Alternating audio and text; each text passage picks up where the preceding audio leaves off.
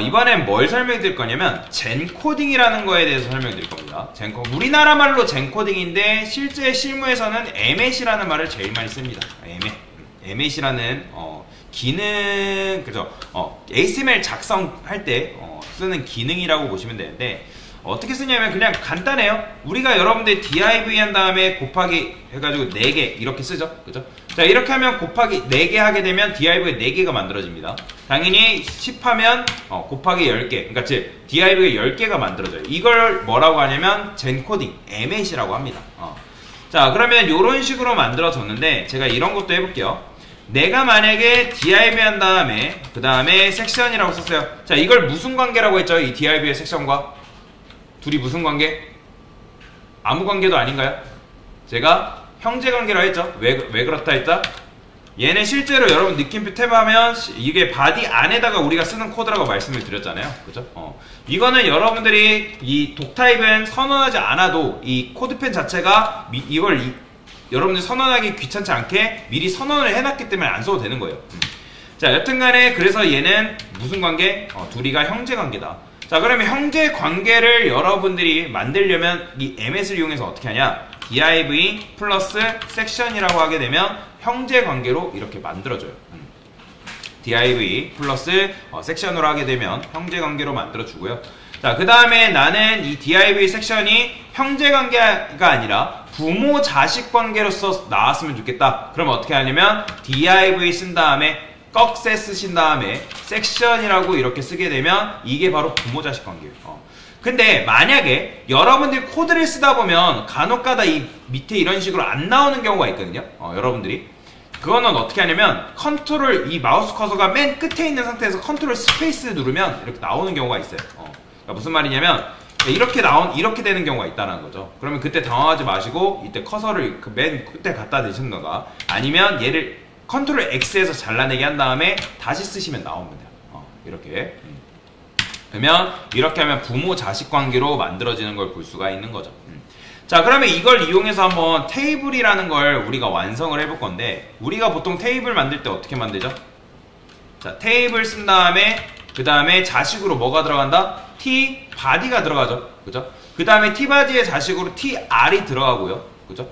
tr은 곱하기 3개 정도? 아니다, t 2개. 그 다음에 tr의 자식으로 뭐가 들어가죠? td가 들어간다 했죠, 그죠? 그러니까 이렇게 하게 되면 무슨 관계예요? 테이블에 자식으로 tbody를 만들어주고 tbody의 자식으로 tr을 만들어준데, 내가 그 tr을 몇 개 쓰겠다? 곱하기 2개 쓰겠다.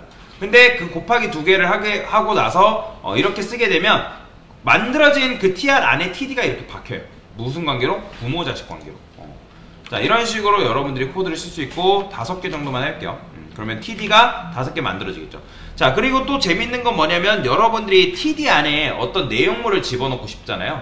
그러면 이건 테스트용 내용으로 여러분들이 중괄호 한 다음에, 중괄호 쓰신 다음에 여기다가 내용이라고 쓰시고, 내용이라 쓰면 그 내용이 td 안에 실제로 들어갑니다. 이런 식으로. 그 다음에 여러분들이 또 내용 옆에 나는, 자, 졸지 마시고 숫자를 여러분들이 기록을 하고 싶다. 그러면 숫자를 어떻게 기록하냐? 그러니까 일일이 여기다가 번호 1, 2, 3, 4, 5, 1, 2, 3, 4, 5 붙이기 귀찮잖아요. 그죠? 달러 쓰시면 돼요. 달러 쓰게 되면 알아서 그 뒤에 숫자가 들어간다 라고 보시면 돼요. 그러니까 숫자로 치환된다라고 생각하시면 돼요. 그 다음에 이 상태에서 탭 누르면 우리가 쓴 이 내용물이 이렇게 만들어지는 걸 볼 수가 있는데, 자, 근데 중요한 건 이게 아니죠. 그러니까 이런 식으로도 만들 수 있지만 제가 테이블의 자식으로 반드시 뭐가 들어가야 했는데 했죠? t 헤드가 들어가요. 그렇죠. t 헤드가 들어가야 된다 했잖아요. 그러면 t 헤드를 우리가 써줘야 되잖아요. 그 다음에 여러분의 t body를 이렇게 쓰게 되면 이건 또 무슨 관계로 만들어지는 거예요?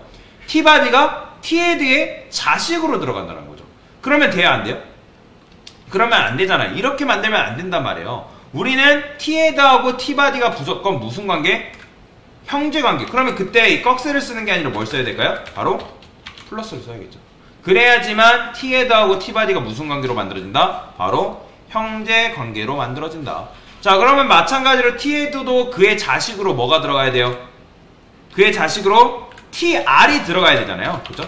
자, 근데 tr이 들어가야 되는데 이렇게 하게 되면 또 무슨 문제가 발생하냐면 t 헤드하고 t body가 원래는 아까 플러스만 있으면 형제 관계가 됐지만 여기다 꺽쇠를 쓰는 순간 이게 어떻게 되는 거예요?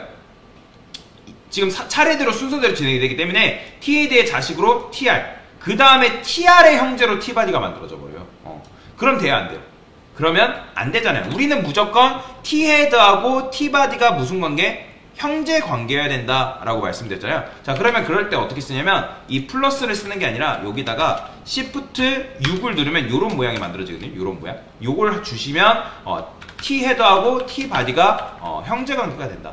근데 이거를 보통 쓰려면 많이 생각을 못해요. 어려웠기 때문에. 근데 그러면 더 쉬운 방법이 있어요. 그냥 T헤드하고 T헤드의 자식인 TR을 뭘로 감싸면 되냐면 소괄호로 감싸면 돼요. 그러면 여러분들 이거 수학이랑 똑같다고 생각하면 돼요. 그러니까 여러분들 수학 시간에 배웠잖아요. 뭐 플러스랑 뭐 마이너스 있고 뭐 이렇게 있을 때 동등한 결과, 동등한 사칙 연산이 있으면 앞에서부터 계산을 하잖아요. 그죠? 근데 만약에 그 중간에 소괄호가 생겼어요. 그럼 어디서부터 계산하죠? 소괄호부터 계산하잖아요. 똑같습니다. 얘도 소괄호부터 먼저 계산을 하기 때문에 T헤드의 자식으로 TR이 이렇게 만들어지는 거예요. 그러면 여기다가 여러분들이 이제 쓰고 싶은 코드 쓰면 되겠죠. 뭐 2개, 뭐 3개 쓰든지. 그 다음에 뭐 TD를 이렇게 이제 적어주면 되겠죠. 아니면 이제 TR 하나 쓴 다음에 여기다가 TD를 쓴다든지 이런 식으로 만들어주는 것도 가능하다 라고 보시면 돼요. 이렇게. 그쵸? 그러니까 이런 식으로 하게 되면 여러분들이 좀 더 빠르게 젠코딩 하는 게 가능하다라는 거죠. 근데 이제 보통 이제 테이블 헤드에다가 자식으로는 TR 한 다음에 TD를 잘 안 써요. T헤드를 씁니다. 왜냐면 머리 부분이기 때문에. 머리 부분. 제가 머리 부분은 TH로 쓴다고 말씀을 드렸잖아요. 그러면 이제 여기다가 이제 제목 이런 식으로 쓸 수가 있겠죠. 그죠? 그 다음에 T바디도 마찬가지로 요 코드 그대로 써가지고 어떻게 하면 되는 거예요? 똑같이 여기다가 이제 TH의 내용 이런 식으로 쓸 수 있겠죠. 근데 얘는 곱하기 3개 TD 이런 식으로. 자, 그러면 여러분들이 아는 이제 테이블을 만들 수가 있단 말이에요. 이렇게. 그죠? 자, 근데 이런 식으로 여러분들이 만들 수가 있지만, 이렇게 만들 수 있지만, 우리가 테이블을 그냥 만들게 되면, 아까 이렇게 만들었잖아요. 그죠? 근데 이렇게 만들게 되면, 모양새가 좀 안 이쁘죠? 그죠? 그러니까 우리는 여기에 마치 표처럼 실제로 나왔으면 좋겠다라는 거죠. 그러면 여러분들이 여기다가 우리가 뭐 썼어요? 보더 한 다음에 1 썼던 거 기억나시나요? 그죠? 이렇게 해야지만 여러분들이 표처럼 이렇게 보인다고 말씀을 드렸잖아요. 근데 자, 그걸 떠나서 만약에 여러분들이 누군가의 요청으로 인해서 테이블을 100개를 만들어야 되는 상황이래요. 그러면 테이블을 여러분들이 이런 식으로 100개 만들 수 있겠죠. 그죠? 자, 100개를 만들고 했는데 누가 야, 이렇게 쓰니까 표처럼 안 보이고 모양새가 좀 별론 것 같아. 각각의 여기다가 보더를 추가를 해줘. 그러면 여러분들이 테이블 100개 썼기 때문에 보더 몇 개 추가해줘야 돼요? 이미 썼기 때문에 100번 다시 노가다 해가지고 추가를 해줘야 된다는 거죠. 그러면 이건 편한 거예요? 불편한 거예요? 굉장히 불편한 작업인 거죠. 자, 그러면 이것도 한 번에 해결하는 방법이 있습니다. 자, 여러분들이 테이블 쓴 다음에 대괄호 쓰게 되면 이 대괄호 안쪽에는 뭘 쓸 수 있냐면 아까 말씀드렸죠? 그 엘리먼트에는 속성이 있다고. 그 속성을 여러분들이 여기다 넣는 게 가능해요. 보더는 1 이렇게. 자, 그러면 이렇게 쓰게 되면 어떻게 완성이 된다? 이렇게 완성이 됩니다. 보더가 이렇게 들어가요. 이런 식으로. 이렇게. 굉장히 편하죠? 자, 그러면 나중에 여러분들 A 작업할 때 A도 마찬가지로 어떻게 해주면 되는 거예요? A도 이렇게 만들면 되는데 보통 A 작업할 때는 이 HRF 한 다음에 별다른 내용이 안 들어가면 샵을 넣어주는 게 관례란 말이에요. 그러면 이렇게 써가지고 완성을 시킬 수도 있는 거죠. 속성을 이용해서.